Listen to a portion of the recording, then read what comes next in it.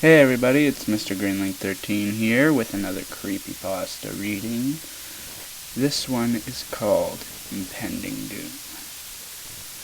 I'm going to be reading this word for word, and sit back, enjoy, and here we go. It's time to sleep now, Justin. Seriously, you're getting too old for this, my father stated, while slipping the covers underneath the edges of my body to keep me snug in place as he tucked me in. You're almost 8 years old. You know the difference between what's real and what isn't. His words didn't comfort me in the least. He didn't know that I knew. He couldn't see what I have seen. To this date, I'm still uncertain if what I had experienced on a nightly basis was a series of reoccurring dreams or a supernatural event that took place, which left me in a state of paralysis and unable to die. I'm still here though, so it had to be a dream, didn't it? My father gave me a slow shake of his head, bringing his hand up to run my index and thumb against his thick mustache, one that was commonly seen on any man who had served time in the Canadian militia. He was sleep-deprived and stressed because of my constant appearances in my parents' bedroom late at night due to these events. Now go to bed. I don't want to have to talk to you again about this. He stood up from the side of the bed. He turned around wearing his dark blue housecoat wrapped around his form so that nothing but the calves of his legs could be seen. He reached out for the light switch to my room. "Wait! Leave it on," I asked, almost in a begging tone, thinking the light would be the key to keeping this creature away. "Justin, you're too old to be sleeping with the light on," my father responded in his usual stern, uncompromising voice. "Please," I used my best pleading tones on him, hoping to sway his decision. A few seconds went by with his hands on the switch. "All right, but just for tonight." He stepped around the corner and closed my door, which made me nervous for some reason. I waited to hear the sounds of footsteps that my father made as he trekked down the hall to his room, and then sprang up from my bed, rushing to my door, opening it as gently as I could so that I wouldn't alarm my parents with the sounds, completely absent-minded to the fact that the light from my room shone directly into their bedroom, as they never slept with the door closed. I let out a soft sigh, sticking my head out of the door frame, gaze down towards the room. I could see a dark image of my father retiring to his bed. Then I turned my head to look down the opposite side of the hall, which led to the living room, but for some reason I couldn't see anything, just a pitch-black tunnel, which led to a void of nothingness. Clearly not the case, but my overactive imagination was turning the gears in my mind. After a second or two of playing out in my mind skeletons from a video game I had played earlier, emerging from the black hole in the hallway that I had been staring into, I shook the thoughts from my head and moved back to my bed, which was tightly placed in the southeastern corner of my room. My door was just a few feet away from the foot of my bed. I liked it because I could see someone coming, giving me the chance to prepare myself for company. That's what I told my family anyway. The real reason for the bed placement was so that I could watch the monsters and demons who were crawling into my room to take me away, warning me so that I could hide underneath my covers. They couldn't get me there. They could never get me there. I reached to the side of my bed where a pair of milk crates were stacked one on the other, and an old radio playing music from a radio station I listened to quite frequently. A minor amount of static could be heard in the background, but the joyful tones of positively influenced music shut out the eerie sound of nothingness. I relaxed against my pillow, dragging the sheets and the duvet up to my shoulders, wrapping the edges of them around my neck to assume a comfortable position as I curled up, staring at the clock of my radio, feeling my eyes become heavy, sleep becoming free of fear and any bad emotions that would accompany it. What was that? I sprang up, sitting straight up in my bed as the distant sound of someone bringing up the contents of their stomach onto my floor sounded heavily in my ear. It was even worse, considering the intense phobia of vomit I had. Clutching the back of my neck to make the sounds make me feel worse. I started to get choked up, feeling fear trading places with the blood that ran through my veins, freezing me in spot. "Mom? Teresa?" I asked in a shaking voice, hoping to all things that would hear me that it would be one of my family members, though there was no reason for my family to be in my room, puking on my blue pattern carpet. I sat up further, hoping to catch a sight of whoever was being sick on my carpet, though my back fell against the wall that had one of my pillows against it, as I had seen the black and green liquid spreading out onto my floor, followed with gagging and dry heaving. My stomach churned, watching the soft splatter of bile spread onto my floor. "Please, stop. Please." I sat up again and looked over to the front of my bed, though I didn't see pajamas, nor did I see a housecoat. I saw the bare back of a being who looked as if they had been deprived of nutrition for quite some time. I could clearly see the ribcage coated with a thin layer of skin, and each individual section of the spinal cord that trailed down the being's back. I cried out for my father, hoping that he would storm into my room and to rid this creature from existence, but no such thing happened. Sitting up slightly, the being stood, looking as if its limbs were fussed together, coming from different bodies.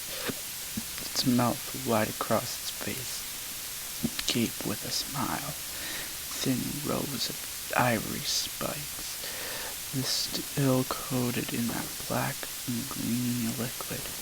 Stomach continued to heave, forcing out small trickles of vomit onto the covers of my bed that hid my feet. I started to cry, but I couldn't move. Tears welled up in my eyes, watching this thing staring at me. It wasn't standing still, however. Its entire body was throbbing and convulsing, even though it wasn't making any movements towards me. It just stood there, shaking on the spot. Its black eyes, void of any soul, watched me in place, which seemed to please it. My fear seemed to please it. I knew what it wanted. It wanted to take me back to wherever it came from. It could have been my subconscious in my head after hearing nursery rhymes sung to my sister, but I had labeled this creature in my mind as Humpty Dumpty. I don't know why, but for some reason I knew that was its name. It had no resemblance to an egg or anything like that about the character name in the said tale, but this is what I called it. I didn't speak, or it didn't speak, sorry guys. It just made gurgling sounds, short, quick inhales of breath, to made noises that appeared to be a form of chuckling. I cried out louder for my father, my mother, anyone who could hear me, to no avail. A gnarled hand, which had flesh peeled back to expose bone fragments here and there, coated with its own plasma, reached down towards my feet. A brief surge of confidence flowed through my body. My feet were covered by my blankets. There was no way that it was getting through. The hand seemed to alter its destiny, and the hand passed through my covers with no resistance, and I could feel its hand grasping my ankle. It felt hot and cold at the same time. I can't explain it. I blinked and looked down and saw that my blanket was completely gone, cast aside to the opposite corner of my room, too far for me to throw. The hand then clutched tighter at my foot, and he pulled me. I felt paralyzed again, as if I couldn't move my own body, to try and grip at my mattress, or remain in the sheets to try to hold on for dear life. Limp, my body was dragged out into the hall. I feared this creature had come from the abyss, the one that I had played out the appearance of skeletons with it earlier.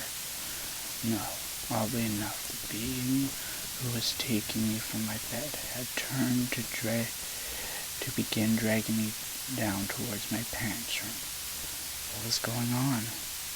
The last thing I remembered about the blackened hallway was seeing my sister peeking out from around her doorframe, watching me in utter terror as this monster pulled me into my parents' room. There was a slight step going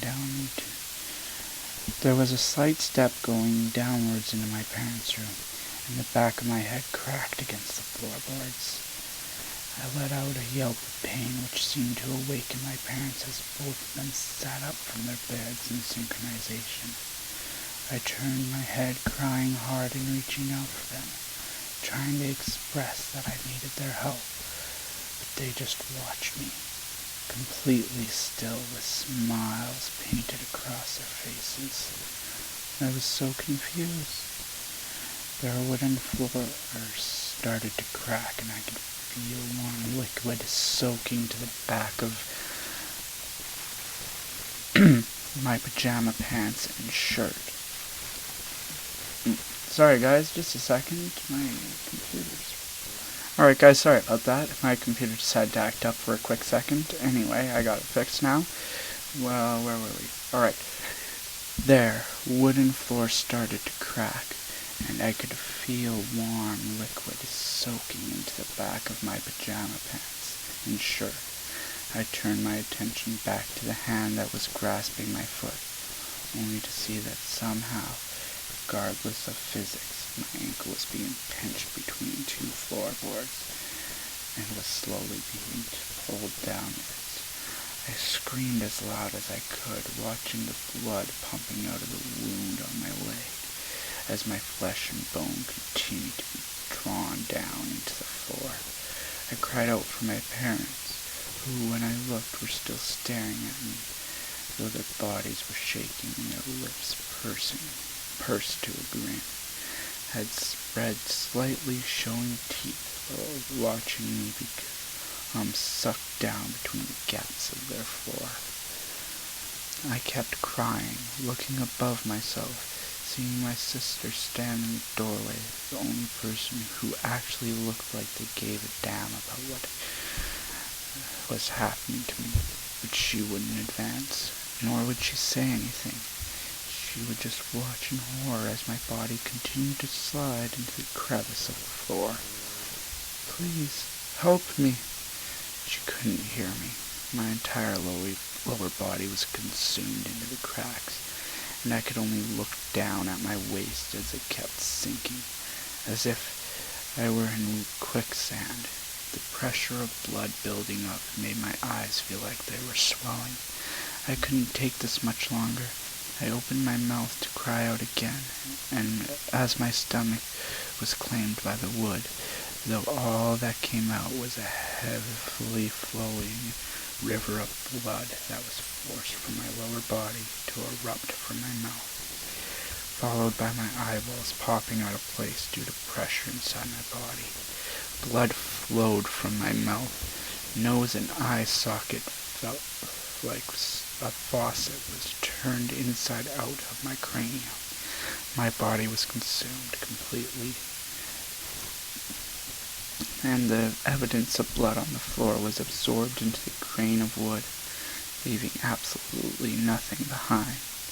Finally, I opened my eyes again, hearing the sound of chickadees chirping and seeing beams of sunlight through the curtains of my window. On the other side of my room, I rolled to look behind me, seeing that my sister had come into my room in the middle of the night, wearing her pink one-piece pajama suit. She stirred awake, wringing her hands up and rubbing her eyes. It was just a dream.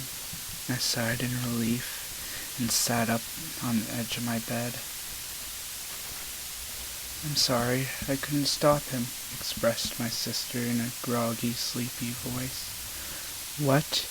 I shot a look back towards her, curious as to what she was talking about. He told me that if I wouldn't go with him anymore, then he would take you. I stood, looking to her in horror, then looking to the foot of my bed and seeing a miniature lake of vomit. My heart sunk. Looking to it as my mother passed the door, she paused, looking into my bedroom at the mess on the floor. Justin, are you sick? No, Mommy, that wasn't me, Teresa replied. That was me, Teresa replied. Was it? Or was my sister just playing to the demands of the monster who had killed me last night? How long had it been here? How long had my sister been dealing with the brutal torture that he had wrought on me? Was any of this real? Was I truly awake? Teresa got out of bed and reached down, plucking her nursery rhyme book out underneath of my bed, which was open to the story of Humpty Dumpty. She apologized again, started crying, then left the room. Well, that's not quite as long as the creepypasta as last time, but certainly has that creepy factor. Blood is overused in this to almost no extent, like vomiting a river of blood, eyes popping out of your head. And to think, it says he's like 8, right? Yeah. He said his father states that he's 8, or almost 8. How can anybody write such a gruesome thing happening to such a young child? Anyway, that's up for the Flame Lords to decide. This has been Mr. Greenling 13. Catch you later.